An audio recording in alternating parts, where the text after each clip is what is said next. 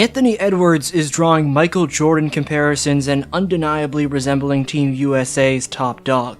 Austin Reaves is translating his conference finals performance against Denver, where he averaged 21-5, over to the national game as he dropped a loud 16 points in this one. Tyrese Halliburton dropped 3 triples in the span of 2 minutes late in the third quarter, fueling a 16-3 run, combining with Reaves for 32 points in total off the bench. Reigning DPOY Jaren Jackson Jr. was a shot-blocking phenom, finishing with 6 swats and bothering plenty more that he didn't get a piece of. Triple J was fiercely locked in, an absolute man on a mission in terms of protecting the rim.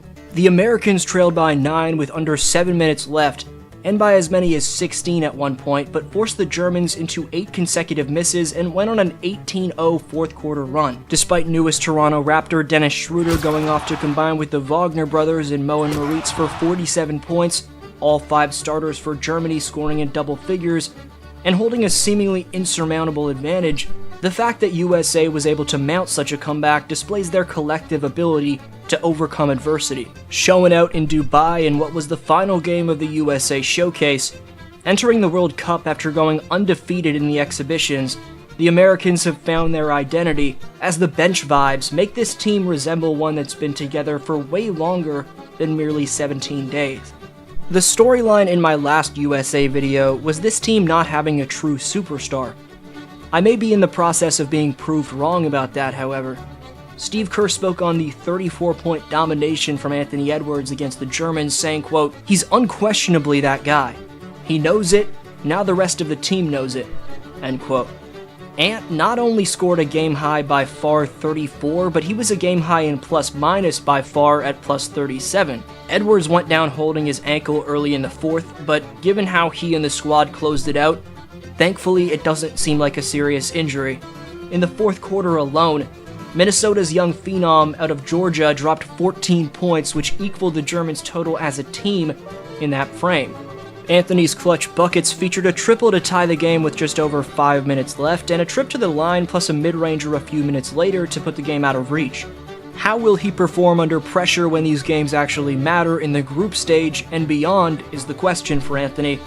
With that said, from spotting up for deep-range bombs, to flying in for beastly posterizations, to getting downhill through multiple defenders in traffic for saucy reversals, to pulling up with fluidity from either beyond or within the arc with ease, Edwards has clearly taken a massive step forward in his development this summer. Watch the shiftiness, tight handle, body control, and elusiveness to reject the screen from Jackson Jr. by spinning in the opposite direction of Triple J's screen, and how he fakes the in-between pull-up with the slightest in-and-out dribble before sweeping through Tice and soaring off his left foot for the two-handed hammer. Whether it's straight-line drives with his offhand, backing down with finesse from the post, or stepping back over switched onto him mismatches, everything in Ant's bag is looking incredibly polished, and he looks comfortable utilizing everything in said repertoire. You can see why the comparisons to MJ have become a thing when he takes Schroeder into the post. Dennis does a perfect job of contesting, yet Ant has the poise and hang time to double clutch and knock it down.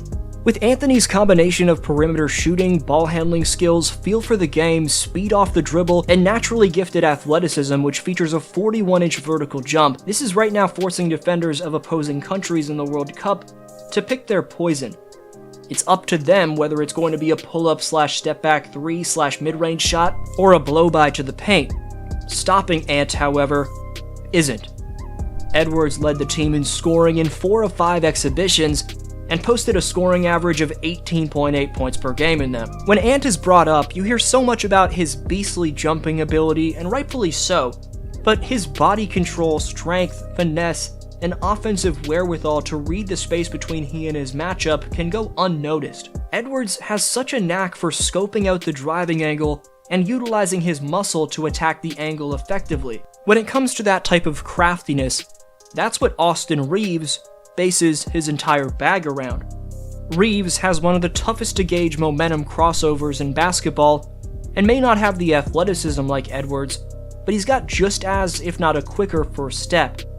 There's been skepticism about whether or not Reaves has the ability to adequately fill out the Lakers' starting point guard position next season, but those questions may have been answered by the fact that he's established himself as one of the most important players on a team filled with elite guards from 2022-23. For example, in terms of minutes played, Austin has moved ahead of New York Knicks' 24-point-per-game scorer Jalen Brunson in USA's rotation.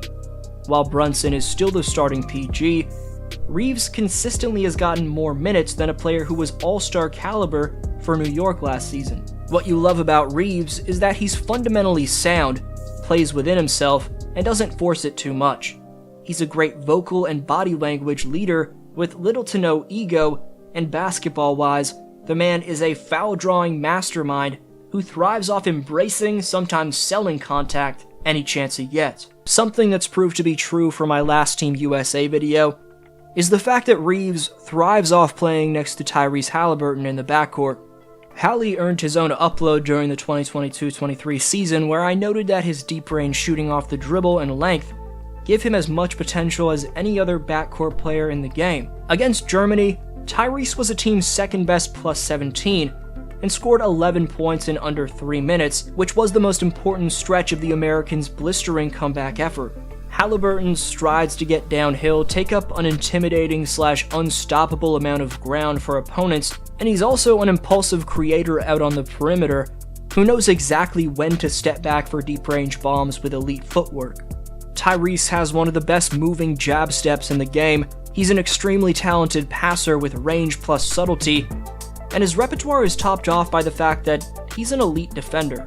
At a massive for a point guard 6'5" with a 6'8" wingspan, Hallie's reactivity combined with that length makes him utterly bothersome on this end of the court, and that was a primary reason he was chosen to play for his country.